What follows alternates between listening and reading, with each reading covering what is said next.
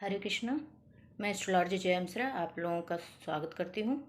आज मैं एक ऐसा प्रश्न लेके आई हूँ जिसका कि अक्सर लोग उत्तर पूछते हैं कि जैसे कि कोई ईयरली या वीकली व्रत कर रहा हो और उसके घर में किसी की डेथ हो जाती है, तो क्या उसे व्रत कंटिन्यू करना चाहिए, और जो उस व्रत से रिलेटेड पूजा पाठ होती हैं क्या उन्हें करना चाहिए या नहीं।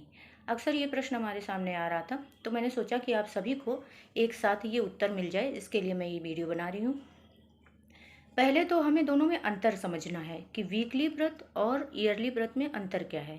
वीकली व्रत अगर आप कर रहे हैं तो वीकली में वीक में एक दिन कोई भी व्रत करता है, कोई भी सप्ताह के किसी भी एक दिन का व्रत कर कोई स्टार्ट करता है, तो उसमें सबसे पहली बात किसी की कोई मनोकामना जुड़ी होती है और उसमें काउंटिंग जुड़ी होती है। जैसे मान लीजिए कि 16 सोमवार का व्रत, 5 गुरुवार का व्रत या 7 शनिवार का व्रत, इस तरीके से वो काउंटिंग से ऐड हुए होते हैं व्रत।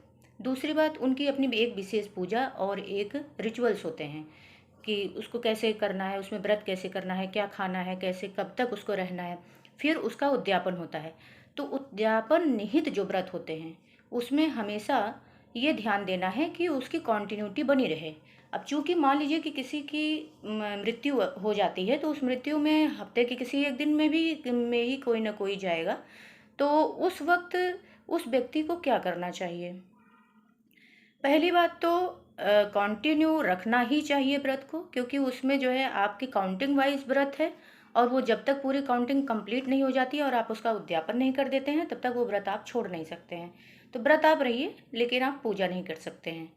और जैसे ईयरली व्रत होते हैं, ईयरली व्रत में जैसे आपका शिवरात्रि हो गया, या फिर आपकी जन्माष्टमी हो गई, इन सब में क्या होता है, एक फेस्टिव टाइप के व्रत होते हैं। इसमें आप पूरा उनका कायदे से अभिषेक करते हैं। अगर शिवरात्रि का व्रत है या फिर कृष्ण जी का ही व्रत है, उसमें पूरा अभिषेक और सारी चीज़ें की जाती हैं।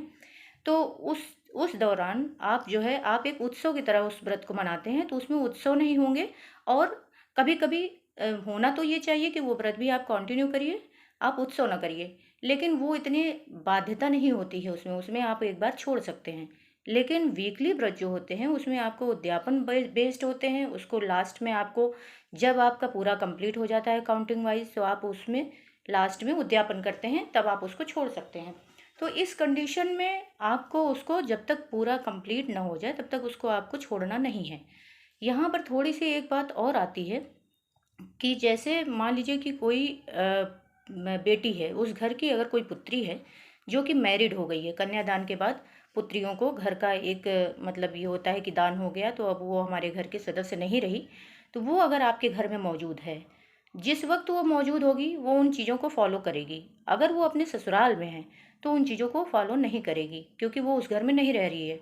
क्यों? चूँकि उस घर में जहाँ वो इस समय है उसमें मृत्यु हुई है, तो वो उस चीज़ को नहीं कर सकती है, क्योंकि वहाँ का माहौल और वहाँ की सारी चीज़ें। लेकिन वो व्रत रहेगी और उस घर के अन्य सदस्य भी व्रत रहेंगे, लगभग वही नियम सारे उसके ऊपर भी लागू होंगे।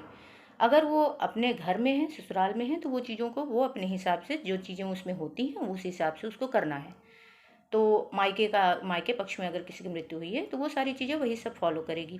तो इस प्रकार ये एक छोटा प्रश्न होते हुए भी अक्सर ये मेरे सामने आ रहा था, तो इसलिए मैंने सोचा कि आप सभी को एक साथ इसका उत्तर मिल जाए, इसके लिए मैं ये वीडियो बना रही हूँ।